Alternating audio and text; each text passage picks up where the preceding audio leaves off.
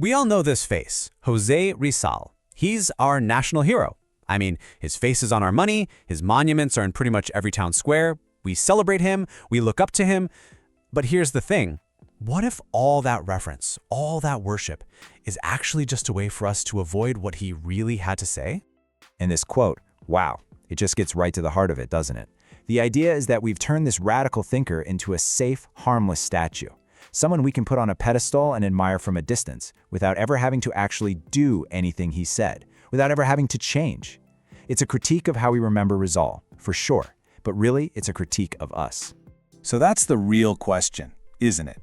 When you get past the statues and the school reports, what was the vision that this man was willing to die for? His ideas weren't just some abstract political theories. They were a blueprint for building a real, prosperous nation. So, let's dive in and start with something we all care about, the economy.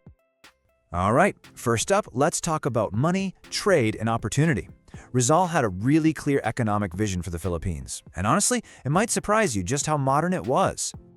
You know, what's so striking is how ahead of his time Rizal's thinking was. He looked around and saw that all these random government rules and state-controlled monopolies, the kind the Spanish were famous for, were literally strangling the country's potential. He didn't see global trade as some kind of threat. He saw it as the engine that could lift people up. He even looked back at our pre-colonial history and saw these amazing, successful traders. His big fight was against the economic walls of his time. And as we're about to see, it's a fight we're kind of still dealing with today. And this slide just lays it all out. On one hand, you have Rizal's dream, an economy that's open, with fair rules for everyone. On the other hand, well, you have what we actually built. An economy that often protects a small group of powerful families, or you have monopolies that use their connections to get rich instead of innovating, and laws that seem designed to help the insiders, not the everyday person. It's a really powerful question to sit with. If Rizal came back today and looked at our economy, would he see his dream come to life, or would he just see that we swapped out the Spanish monopolies for Filipino ones and the colonial rules for our own protectionist laws? Now, you can't separate the economy from politics, right? They're completely connected. And this is where the gap between Rizal's vision and our reality gets even more dramatic. Let's talk about the government we built. Okay, so there's this big idea at the heart of his politics. It's called constitutional parliamentarism. I know, it sounds super academic, but the main idea is actually really simple. Power should be shared. Rizal believed that a group of elected representatives, a parliament, should hold the power, not one single all-powerful president. For him, this wasn't just a minor detail. It was everything. Just look at this comparison. On one side, you have Rizal's ideal, where power is spread out, where the system itself is stronger than any one person. But what did we choose? A hyper-presidential system. A system where we put almost all our hope and all our power into one person every 6 years. We built a system that practically begs for strongmen, not for strong institutions. And it's not like we're just guessing here. You can see it clear as day in his own work. The whole point of La Liga Filipino was to build a nation of citizens working together, under a clear set of rules. It was a project about building a system, not finding some charismatic savior. His entire life was a fight for the rule of law against the whims of powerful men. Okay, so let's get into a topic that's a little more complex, one that gets debated a lot. Federalism. You hear it all the time, right? That Rizal was a Federalist. But is it really that simple? Let's take a closer look at the evidence. And here it is. The smoking gun. The one quote that everyone points to from his essay, The Philippines, a Century Hence. He predicts that the country will likely become a federal republic. So, case closed, right? Well, not exactly. But, and this is a huge but, context is everything. Scholars argue this was a prediction, not a prescription. It's what he thought would probably happen, not necessarily what he wanted to happen. In fact, if you look at what he was actually trying to build with La Liga, his goal was a compact, vigorous, and homogeneous body. He was all about national unity. So look, at the end of the day, this isn't about winning a historical debate. The real point is to apply his principles to our time.